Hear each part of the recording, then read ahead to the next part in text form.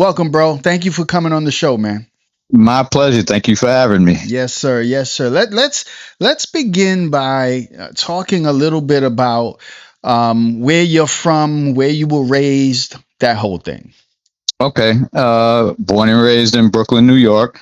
Um, Basically on the borderline of Fort Greene and Bedford Stuyvesant. And when I say born and raised, I mean I was born in Brooklyn Hospital. I went to school up the block, um, all the way through high school. So I've been in this neighborhood, the same neighborhood forever. Take us through. There's people that this is what I love about this kind of stuff is that there's so many unsung heroes, right, of Latino descent that were part of the genesis, if you will. Even and I'm not talking about the origins of the culture. I'm talking about when the culture got on wax, when music started to come, when records started to be produced.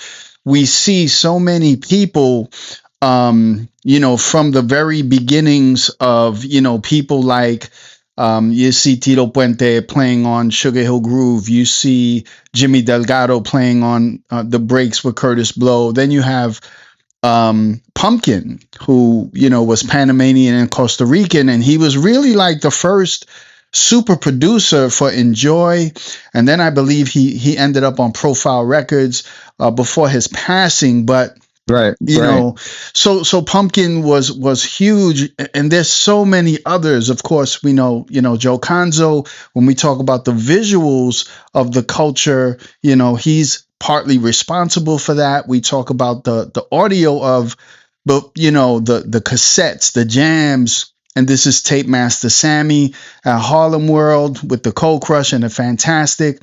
But then there's other unsung heroes. Of course, we've talked about DJ Doc, and his stuff, and we can chop that up a little bit. But you're one of those people who, I didn't know about, and as you started to share your story of being in the industry. There's so many people, and listen, there's going to be people that will try to dismiss the whole idea. So what? There was a Puerto Rican who was, an A&R guy, big deal.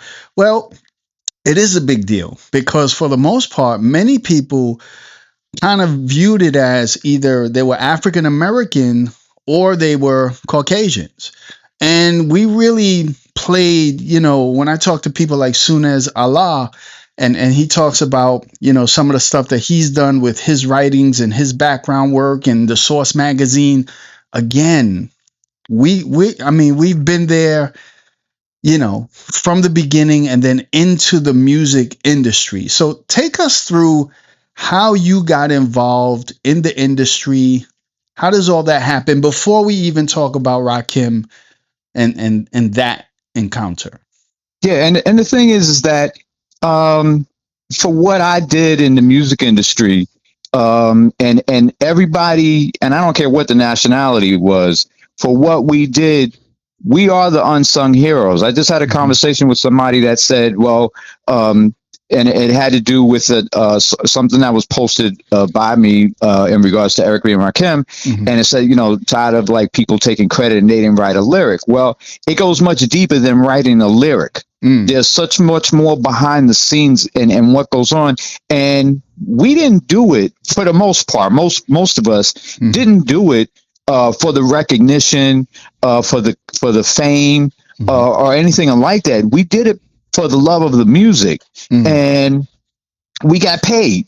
We got paid our money, and that was it. We weren't trying to be in the limelight. We weren't trying to be in the videos.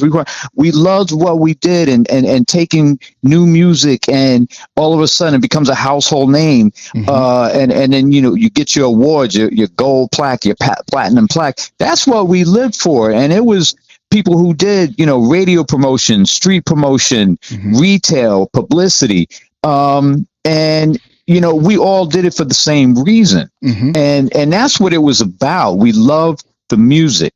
We love the culture. And that's what we did. And anybody I don't care where you grew up at. Anybody will tell you that it was always a mixture of people. It wasn't just blacks. It wasn't just Puerto Ricans. It was a mixture of Latinos and of black people joining together.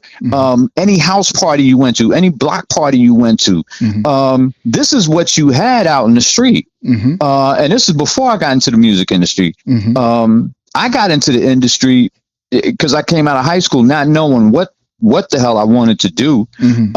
My mother, Dolores Gonzalez, she was in the music industry, and her boss was Ruben Rodriguez. And she dealt with, obviously, again, with her boss, with Ruben, who passed away a couple of years ago, rest in peace. They dealt with probably every top artist in the 70s, from Cher, The Village People, Parliament, Kiss. They did Robin Williams' first album. So they did a slew of things. They didn't do it for the recognition, you know, and nobody, you probably you wouldn't even know. I mean, Ruben, up until before he passed, one of his last artists he worked with was Cardi B. So he stayed in the industry and in its development. Wow. And, you know, I used to go up there after school and I did whatever I needed to do, because I was like, this is what I want to do. Doing whatever was necessary. There was a trade magazine called Billboard. That was like the industry Bible. And it had like a list of all retail and radio stations throughout the country. And that's how they would base their top 100 list based on the reports that they would do. And I studied that. So it got to a point, you name the city, I could tell you the top black radio station in that city, who was the music and program director, because this is what I want to do. And I was committed to that. And that's where it began. That's where it began, doing that. When I think about, you know, the radio personalities, in fact, I just, you know, recently did a video celebrating this. And, you know, I spoke to at length, you know, a couple of times now, Fly Ty Williams, you know, very close friend of the late Mr. Magic. And so, you know, we were talking about how, you know, it was Mr. Magic was the first person to play rap on the radio. This is before he's at BLS. This is at WHBI. HBI, yep. And he's he's half Puerto Rican, you know, and so we got into all of that, and then we looked at, like, we started to kind of talk about, you know, the radio personalities. Like, Magic was a personality, right? He was that voice. He was the official voice of hip hop. He was the voice of the city. And so you wanted to listen to Magic. But then, you know, when you get to like the 90s and you got, you know, Babito Garcia, another, you know, Babito and Stretch. And so another Latino personality. Then you got Angie Martinez, another radio personality. And I'm not talking about DJ skills. I'm talking about the personality. The personalities. You want to listen to them talk, right? There was a lot of DJs, but they weren't a personality, right? These are people that played major roles, and there's such a pushback. Even when we just try to celebrate, man, this is a beautiful thing. Why do you think there's such a pushback? And this is what I don't understand. And again, and that's why I brought up with anybody, and I don't care, and I'm just talking for New York City. Anybody, and I don't care what borough you were from, whether you were from the Bronx, Brooklyn, Queens, Staten Island, it was a mixture of people. It wasn't just one nationality in there, and we're going back to the 70s. There was a mixture of people that was there. So to say it was one, you know, I mean, Kool Herc is West Indian. You know, so you want to break that down also. You know, it's like the thought and the process to come out with and say, well, they weren't a part of it and they didn't create it, and all of that is nonsense. You're trying to eliminate a part of history. Right. That Latinos played in it, whether it was from DJs that were taking breaks from Latin music. Right. Because that's how it was that's how it was created. DJs back then would go out and find a break. I didn't care what type of record it was. They just went out to find a break. You'd go to the record store and you'd pick something random, and it could be a Latin record, it could be a rock record, and you're looking for that groove in the record where you're like, okay, this is where the break would be, and you drop the needle there, and if you liked it, you go buy another copy. And with Latin records, you had a lot of break beats that were in there that was being used. And again, I'm talking about house parties, I'm talking about block parties where you plug you would plug up to a lamppost. And Latin people were a part of that. Right. So you can't eliminate it. So yes, you have some of the more well-known people, but just like I was saying earlier about myself and other people like me, we were behind the scenes. Back then, do you know how many behind the scene DJs you had? Right. That were Latin? Right. Right. It was a mixture, and it's not trying to force feed, a culture. Latinos were a part of the culture. You cannot eliminate that. One of the things I just I had heard this song for years. When it first came out, I heard the song, I know the song, and I never knew this. I just literally found this out. Shame on me, right? But I just found out that it was the song Games People Play. So Curtis Blow and Jelly Bean Benitez are the producers. So Jelly Bean is helping. And then I find out Jelly Bean helped with a lot of those kind of things. Then we got, of course, the Latin Rascals. We got Carlos de Jesus with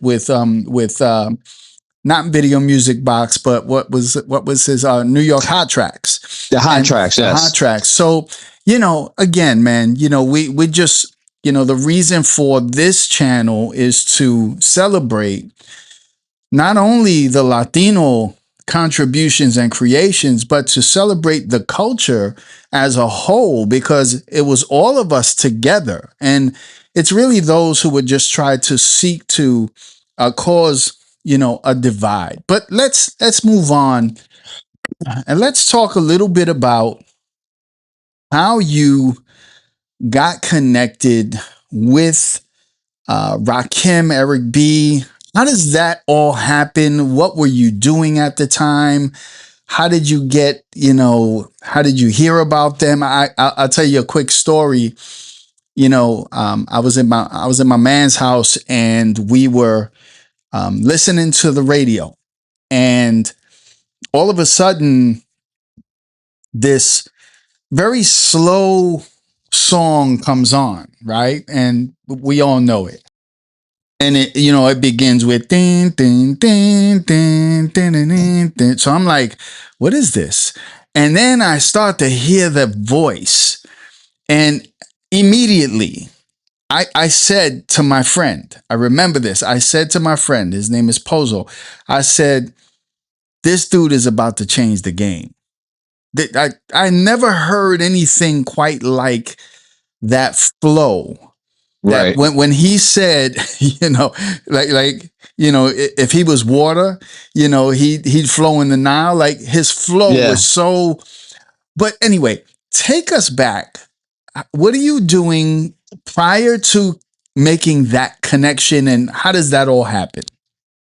So, how I got to work at Island Records, I was working for MCA Incorporated in Manhattan, in the mailroom, and my mother and Ruben had gotten to Island, and she knew I wanted to get into the music industry. So, because where I was at, MCA Inc., it was MCA Music Publishing, Universal Pictures, and MCA TV. So she called and she said, look, they got an opening down here in the mailroom if you want to switch over to come here. I said, sure. So I came over, I went there. I was working in the mailroom. Ruben used to have me, and he used to do the same thing for me at Casablanca Records, was to call secondary retail. That was my thing, that he would always have me do. So I get to Island, and this is what I'm doing. And gradually I started to move up into different departments. So I was doing dance music promotion at one point. I was doing secondary retail. And then I got into doing secondary radio. At that time, Ruben, my mother, had left, and a gentleman by the name of Greg Peck came in as vice president of Black music. So Greg was in charge of everything with Black music. I was doing national radio. I was doing national radio for 4th and Broadway, and I was doing regional radio for Island Records. So there were kind of two different entities going on there. So Greg also was in charge of the A&R for Black music. So one day he gets a call and then a visit from gentleman by the name of Robert Hill, who worked for Zakia Records. Robert Hill was actually shopping group Main Ingredient. He had a 12-inch by Main Ingredient, and the main ingredient, happiness is just around the bend, Main Ingredient. So Greg used to have me sit in on meetings with him at times when it came to A&R stuff. So we're sitting in there, he goes through the whole discussion with Main Ingredient. And before Robert left, he said, "Oh, by the way, I have this rap group that we just came out with that I'm pushing also, named Eric B. and Rakim." And it was a double A side. I was Eric B. as president with My Melody on the flip. I had never heard of it. So Greg was like, "Well, I'm not really into hip hop. I'm R&B, but give it the cookie, let him listen to it, and then he'll give me the feedback from then." So I took the 12-inch, went home. Now, being in the music industry, people at that time, they didn't care what role you played in the music industry. The fact that you were in it, that's all that mattered. So I would end up with like cassettes and vinyl galore from people trying to shop deals. So I got into a routine of listening to those things on the weekend. So when I get home at Friday through Sunday, that was my listening. So I get home, I bring this 12-inch with me along with 50 million cassettes that I got. And that Friday night, I'm listening to Red Alert. And it got to a point, and I heard this thing he was playing. And again, you got to remember with the mix shows at that time, whether it was Red or Chuck or whoever it was, Chuck Chill Out, they're playing the record. They're not telling what this record is. They're just cutting it up on there. So I just kept hearing this, make them clap to this. And I'm like, that's kind of dope. Then I'm listening to the lyrics. And I'm like, wow, this is hot. I don't know what it is, though. That Sunday, I started listening to all the stuff that I got. And I put this 12-inch on from Robert Hill on Zakia. And I'm playing it. And I'm like, oh, crap. This is what I heard on Red.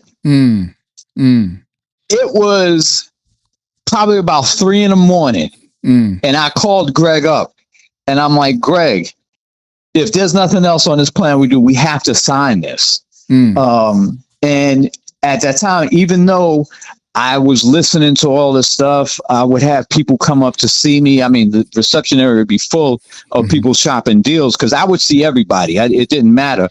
But because I did promotion, there's this division that if you do promotion, you don't do A&R. Okay. And, you don't do that.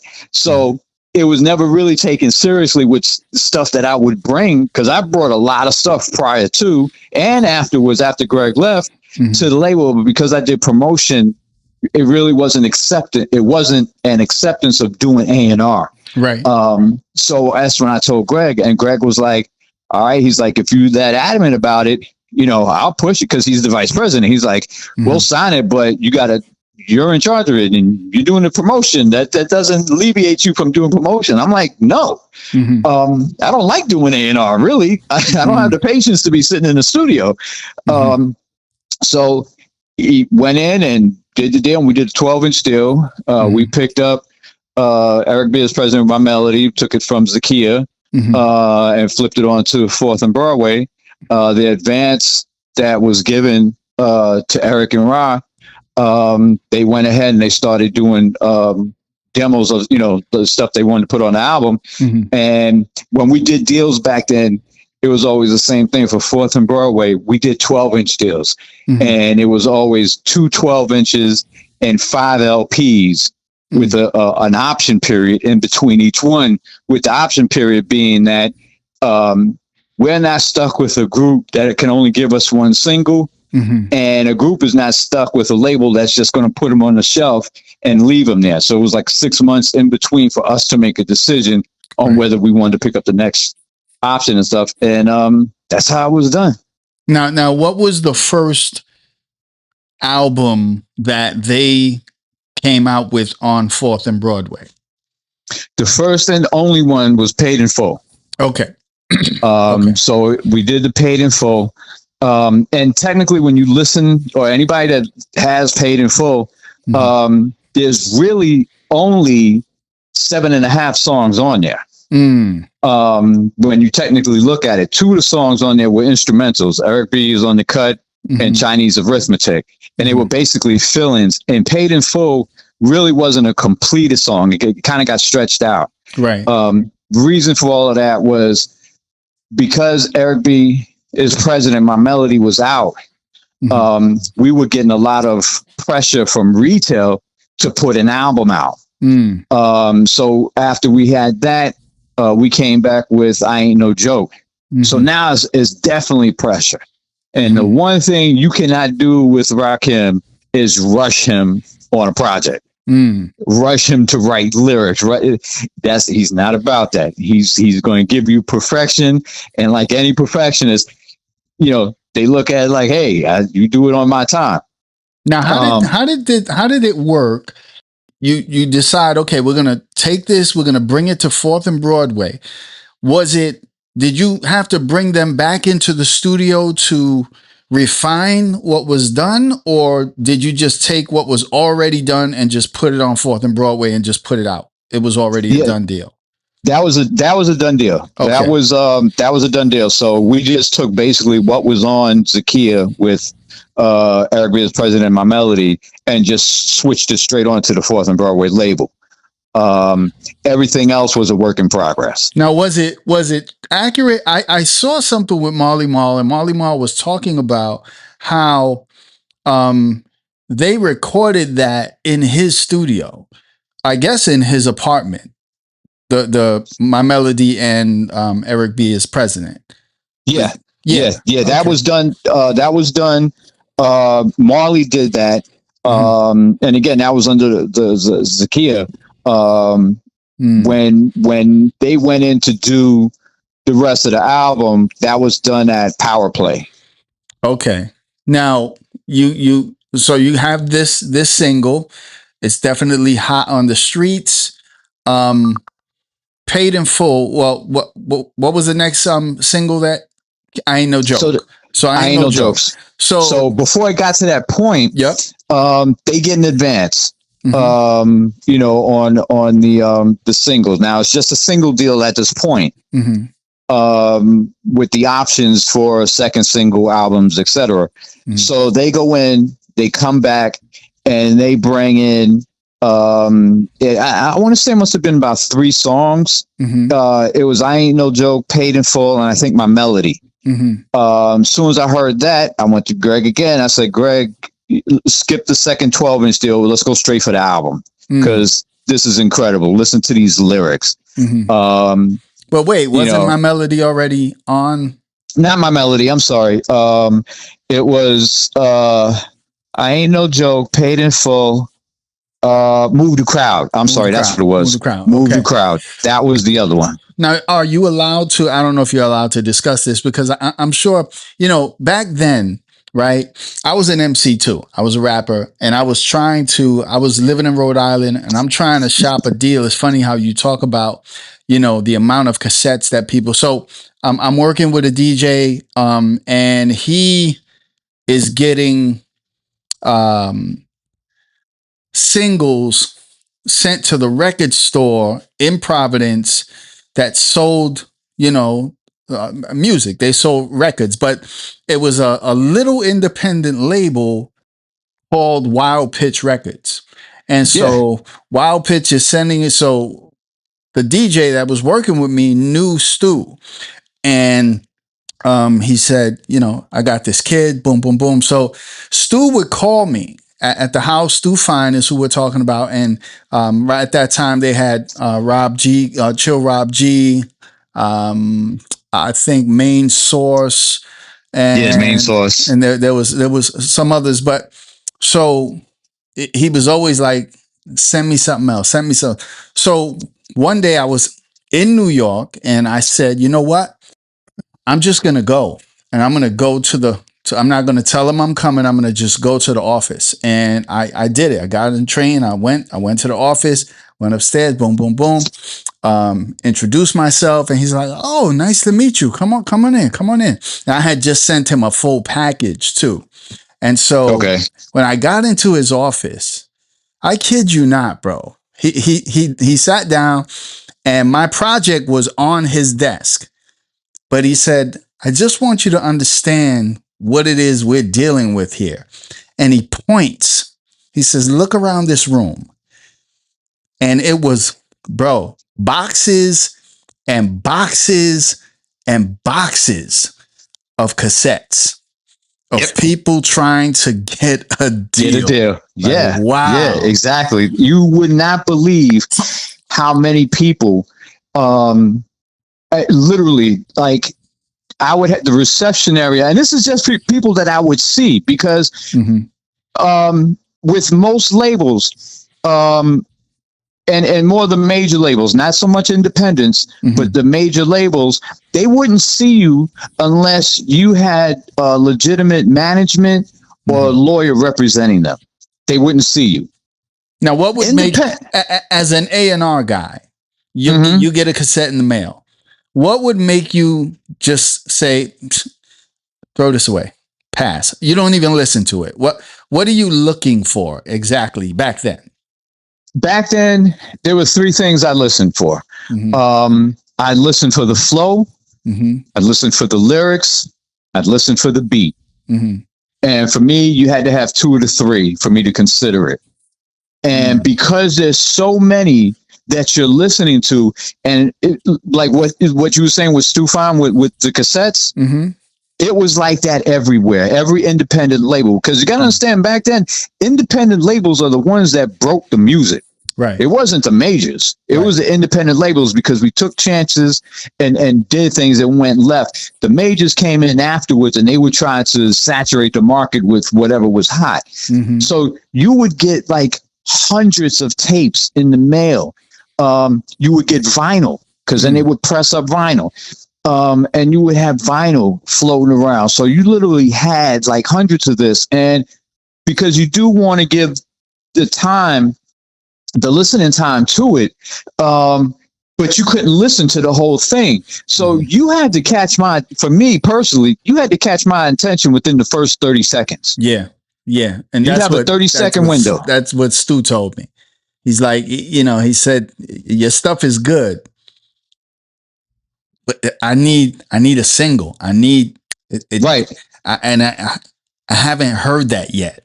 Just keep on, and eventually. But so, were there any unsigned hype that you got to hear before they became, big? Well, the thing, and this is what I meant by when you did promotion, you only did promotion, you didn't do A&R. Being that I was in the street, because I never, and I don't disregard it, but I was never a fan of the term a street promotion team. Because to me, when you got inside the label, you were looked down upon. You're just a street team. So I used to tell the guys that worked for me, and I had a great team. They were all independents that worked throughout the country. And I would always tell them, you're not a street team. You're a promotion team. Because you can go into the radio station, you can have a conversation with the music director or program director. You got the connections with the retailers. So then when we come out with an album and we get, the posters, all of that is called POPs, point of purchase. And that's when you see the displays in a record store. You got the connections to get it in prime real estate in there. And dealing with all the ins and outs. So I'm like, you're a promotion team. Now you want to hire, your own people to put the posters up in the streets and whatever, that's what you're getting paid to do. But you yourselves are promotion people. So that's what I always would go with and telling them that. But it was initially I had because I would go to Philly all the time. I had a 12-inch that one of the record stores gave me. They said, yeah, this is starting to pop around here. It was Girls in the World Ain't Nothing But Trouble. Jazzy Jeff Fresh Prince. Wow. So I had that. And then at the time, DJ Hollywood had a 12-inch out called, I believe it was called To Whom It May Concern. And I brought that to the label. Well, I didn't do A&R, so they didn't look at it and passed on it. And it did. And it wasn't just that, because I would get, dance music also. I had Colonel Abrams.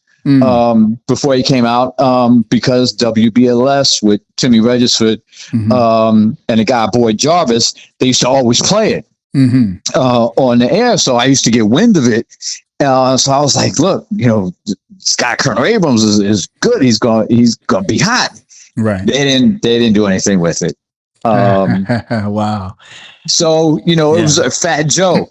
I got a call from Ralph McDaniels one time, and he said, look, I got the Spanish kid up here that's really good. Can you see him? I'm like, sure. So he comes down, and I still have the cassette to this day.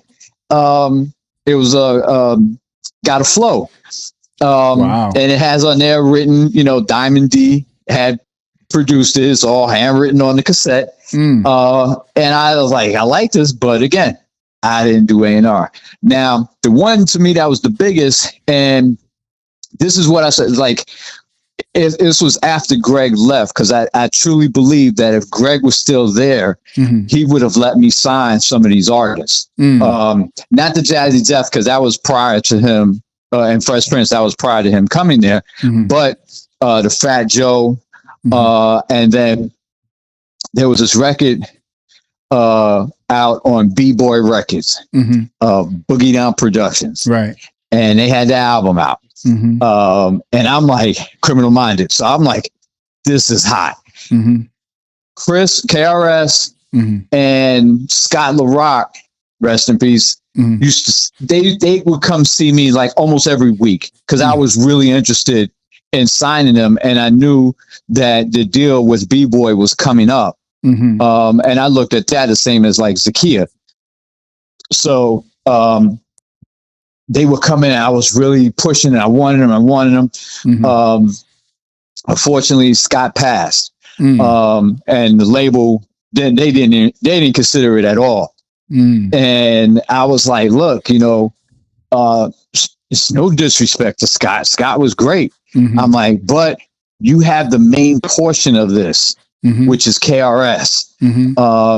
But they passed on it. And it was a joke I would always have with Barry Weiss from Jive Records. It's like, you took all my artists. Like, you took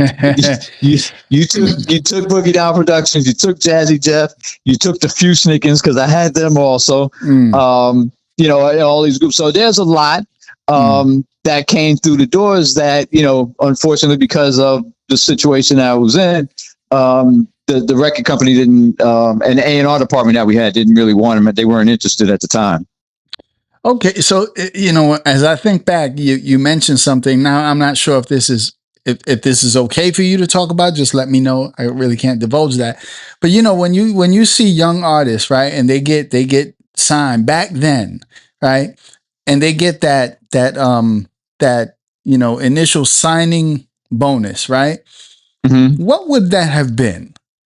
What were you giving artists? Like, how much money are these guys getting? And then how does that even work? How are they recouping? How is the record company recouping?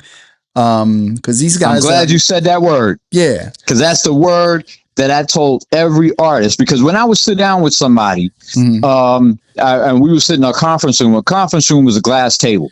And I would tell them, and I used it as a driving force of like why to sign with us. I'm like, this is a glass table. There's nothing hidden under this. What I'm telling you is what it is. This is the reality of it. And one of the main things you have to learn is the word recoup. Mm-hmm. The record company is going to recoup no matter what.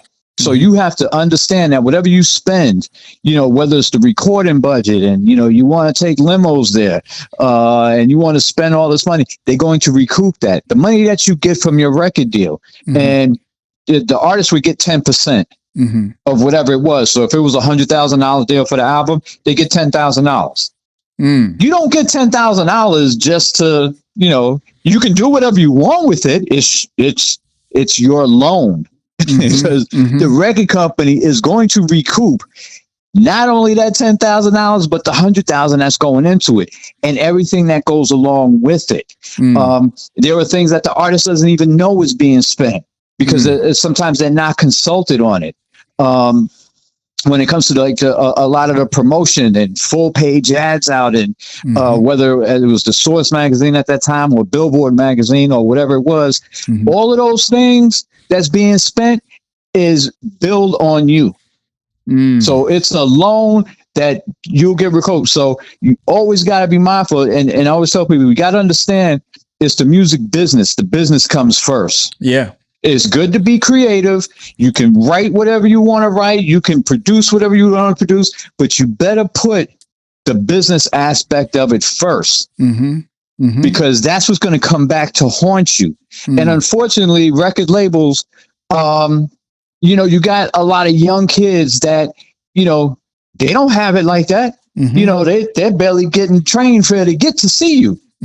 So what they would do was sit there and say, here's $10,000 in $100 bills. And they put that in front of you. So this is yours. You just got to sign this contract. Well, unless you went to law school to study entertainment law, not just law, entertainment law, and not, because, my cousin Lenny, he knows a little something about law.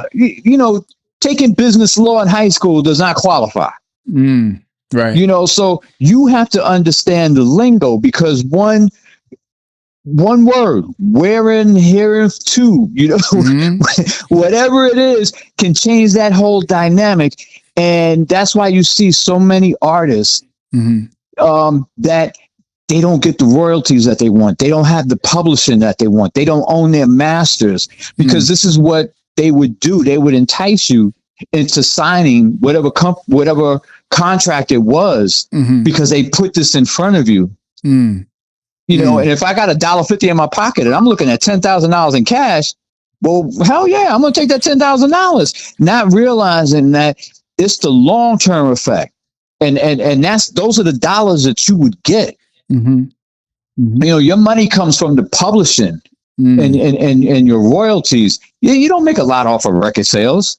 You don't get a portion from that. You get the portion from owning your masters. That's why owning your masters is so important to this day. Right. But that's why so many artists got taken advantage of in the past because you didn't really know about that. Especially, kids in the street didn't know about that. Right. So the record company would own it and then they would own you. Now, we think about Eric B. and Rakim. Are you able? What did you give them? What was their signing bonus? So with them, the 12-inch deal, because all our 12-inch deals were about the same. When we did a 12-inch with somebody, it was anywhere from $5,000 to $7,500. Okay. That was for the 12-inch.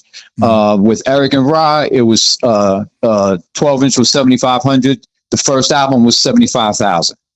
And that's what they got for that. Now, also back at that time, and even going a little further down the road, you had the issue with sampling, and you had to get sample clearances. And it was still new at that time, trying to get sample clearances. We had a record called Mars, Pump Up the Volume, that actually uses Ra's lyrics, vocals in it. With Pump Up the Volume, and we thought we got all the sample clearances, and come to find out there was a record that was sampled that we cleared from I believe it was Criminal Records. It was something on Criminal Records, not realizing that they actually sampled from somebody. We had to go to the original and didn't realize it. So even though that single we sold over 500,000 copies of it, we didn't make a dime on it because they waited and waited. And then they hit us that you're supposed to get the clearance from us, not criminal records. Wow. Had no idea. So you had to go through all of that. And again, that's taking out the budget. If it's not in the budget, then, we recoup it, because you got to get the clearance. Because if you don't, then, you got to change it. And you had to get two separate type of clearances. You had to get the mastering clearance and you had to get a publishing clearance on every song. Okay. So every song you had to get both. And publishing is easy. Publishing is always a flat fee. You really don't get denied publishing. It's whether you want to pay for it or not, but publishing is a flat fee. The mastering is where it became an issue because you'd have to get not only the artist okay, but you'd have to get the record label, whatever the record label was, they're okay. And you got to understand, back then, rap was still considered a novelty. Right. You wasn't getting played. Black radio stations across the country, their moniker was More Music, Less Rap. And that was the moniker. That's why for just about every radio station throughout the country, you just had the mix shows. That's why they were so relevant. So, like here in New York, yes, you had Red Alert, Chuck Chill Out, Mr. Magic and Marley Marl starting from HBI, the Awesome Two, Special K and Teddy Ted, Hank Love and DNA, Stretch and Bobito, P Fine. All of these guys, they were so significant, along with getting Video Music Box play. So all of these guys played a major role, but those are the different loopholes you had to go through. So with Eric and Rod, they got, their advance from the 75,000. And then it went from there. Yeah. I heard the story from Fly Ty, and he was talking about how initially, like, Frankie Crocker did not want to play rap on BLS. And that was like something he did not want to do. And I'm not sure how the story goes. I don't remember the exact particulars, but obviously, eventually, he conceded to that. But yeah, I remember the moniker, less rap. It was More Music, Less Rap. Yeah. And mind you, when you went, you'd have to go up to, going to WBLS and Kiss FM every Wednesday. Every promotion person from every record company, small, medium, and large, would be there every Wednesday to go to those two radio stations because you'd have to do your sales pitch on why they should be playing your record. And when you go into the radio station, and it wasn't just them, this was other stations across the country, they had a list of 100 reasons why we're not going to play your record. That was straight out, and that was for any record, R&B, hip hop, whatever it was. Hip hop, there was just this roadblock, and those are the obstacles that you had to go through to try to get a hip hop record played, and you had to go through the streets. Frankie conceded. The one thing with Frankie Crocker would take chances. He was a music person, and he really played what he wanted on his show, because his show was from 4 p.m. to 8 p.m. He played what he wanted, and it didn't have to be on WBLS's top 50 playlist. If he felt something, he'd give it a shot. But him, along with everybody else, they were skeptical of playing it. But you're out in the street, and that was our job as promotion people, was to get the buzz created out in the street. So you would deal with obviously the DJs on all the formats of radio stations, the retailers, making sure the mom and pops had it, so they played it on the days that kids would be coming there after school, whatever day that was, making sure you get the in-store play. And then the record pools that you had at the time, which, one VIP record pool, Al Pizarro.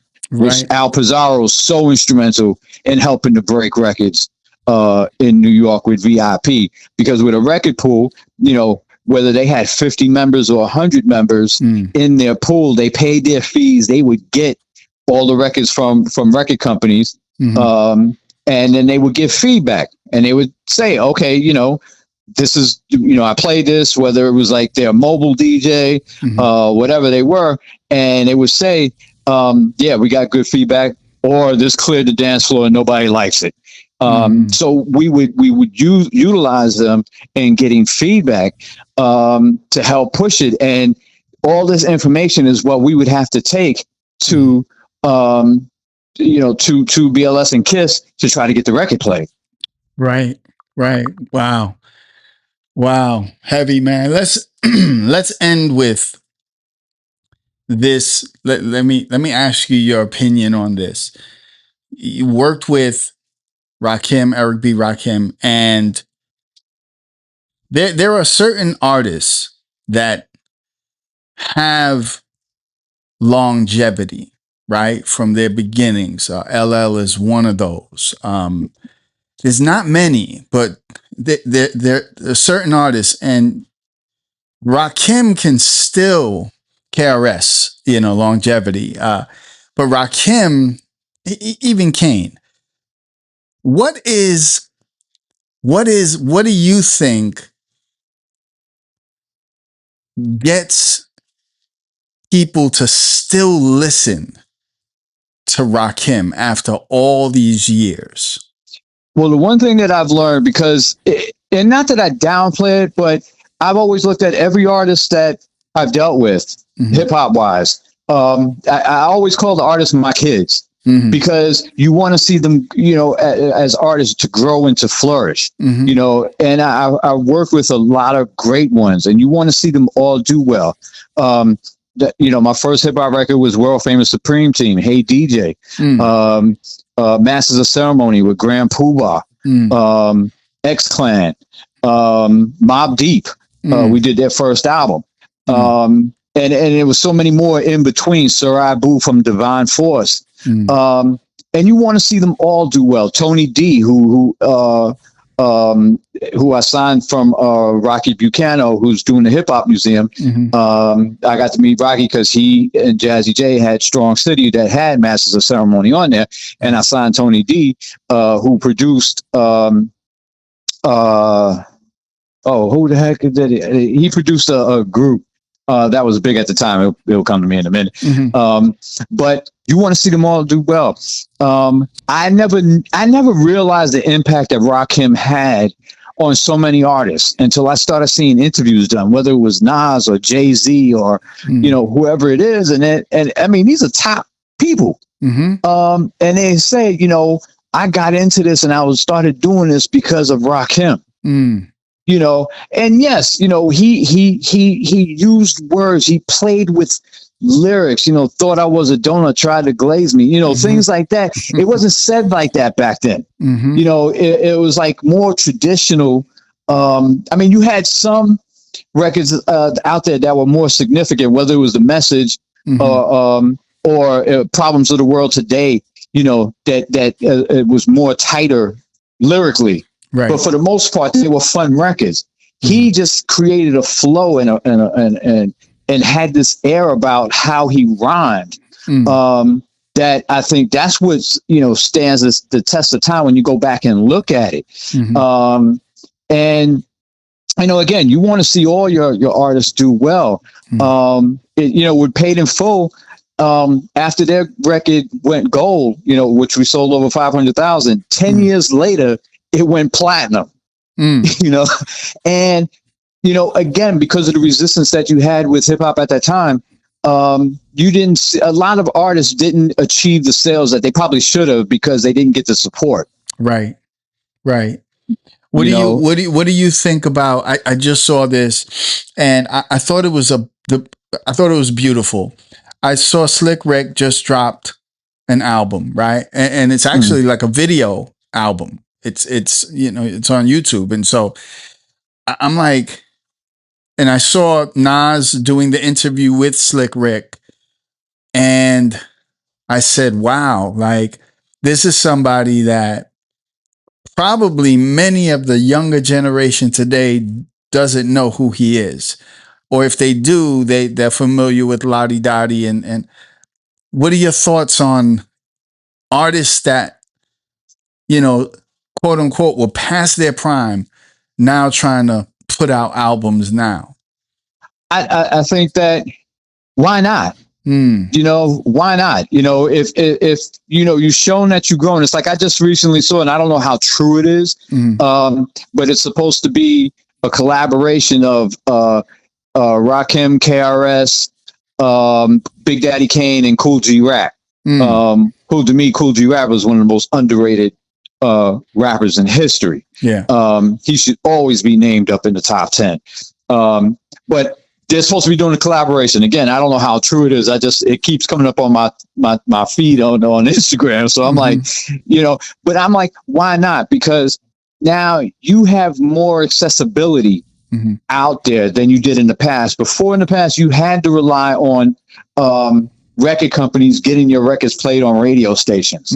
Now you have social media, and you can get your stuff out there so much faster and hit so much a bigger audience, and people that don't know. I mean, there's times I've mentioned Rakim's name to people, and they have no idea who he is, right? Because they haven't followed. They're just looking at who's out now, and that's it. So unfortunately, I just like that with all music.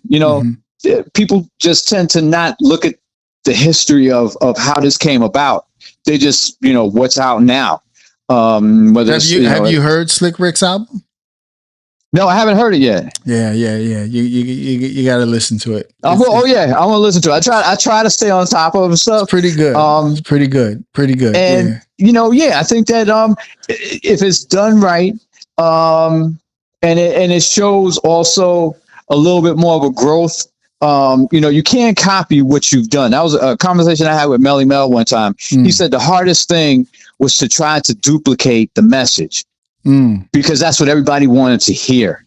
And you can't really duplicate, like you can't duplicate Lottie Dottie. You can't duplicate certain records because then you get stereotyped and then everything starts to sound alike. You have to have growth, right? Keeping your style, but twisting it. And doing that. I had an artist, Tone Loc, did Wild Thing. Right. Blew out the charts. Funky Cole Medina, which sounded like Wild Thing, but then that was it. Right. Because there was nothing else really, people want to hear just that same thing, but then you give them that same thing and then they don't want to hear it. Your audience base is so fickle, it's ridiculous. Right. So you have to show growth with it. And I think if it's done right, I think any of the older artists can do it. I mean, you see all the shows they're doing now. Right. Exactly. They're doing shows like crazy. Yeah. And I think in the interview with Nas, I'm paraphrasing, but a question was asked to Rick, like, how do you feel doing this now? And he just said, now it's more relaxed because I can take my time and be creative, and I'm not worrying about, deadlines or, record labels or any of that stuff. This is my creativity. And because of social media, right? Now it's a whole nother animal. Now, kids will listen to this and then go back and say, let me hear his album that, the first album he did. Let me listen to that. Yep. And that's the thing. The thing also is that, a lot of young people that's coming out into this, and this, I'm going from the past when they first got into it, that you're not set up for success when it happens. You're not prepared for it because first of all, there's not enough time. There's not enough hours in the day for what everything and everybody wants. So you finish your album, you got to go on a promotion tour. Then you got a regular tour that your management company is going to set up. Then you got to do the videos for that. You're doing in-store appearances. There was so much stuff. There was not enough time in the day to do those things, and artists would stress out. How am I supposed to do this, and this? You're wanting me to do, 48 hours. There's only 24 hours in a day. That means I can't sleep. Right. Right. And that's what happened. And unfortunately, that's what, a lot of artists, whether it's hip hop artists, R&B artists, rock artists, they end up turning, to substance abuse because how am I going to stay up to do all of this? Yeah. I think about, when you said that, I think about the brother from the DOC from NWA and, him telling his story of, his accident. And he said, I didn't sleep.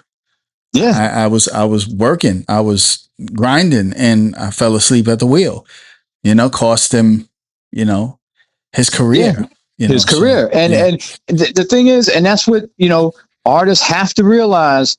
And even back then, the label does not care about you as a person. They don't care about your health. They don't care about your well-being. They don't care about your family. All they care about is that I set this up. You need to be here. You need to do this. You need to be back in the studio. You need to do this video. We got you hooked up where you could do a collaboration with such and such. We need you to, it's always, we need you to do. They don't care about anything else. Right. So, and that's extremely stressful on a new artist. Even from the, you had success on your first album, well, you got pressure now for the second album. That's right. Yep. The pressure builds, man. The pressure builds. Pressure just builds up, and they don't care about you. Whatever you need to do to stay up so you can do this, then what the hell, you do it, and it's where you have to put your foot down. And it's like, look, I need time for myself. Yes, I'm going to give you my best. I'm going to work my hardest, but you're not going to stress me out and overwork me to where you're not going to get quality, because then you don't get quality stuff, you get dropped. Right. That's right.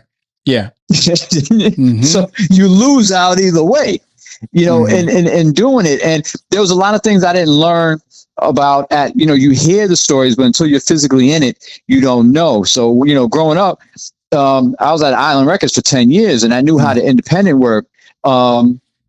And we were more like, even though, you did promotion and that was it, we were able to promote different types of music and do different things. It wasn't until I got to Warner Brothers where I realized, like, you got blinders on, like a horse blinders, like you do this one thing, you don't look either way, you just do this one thing. And one of the main ones I came across was because it was doing black radio, hip hop promotion.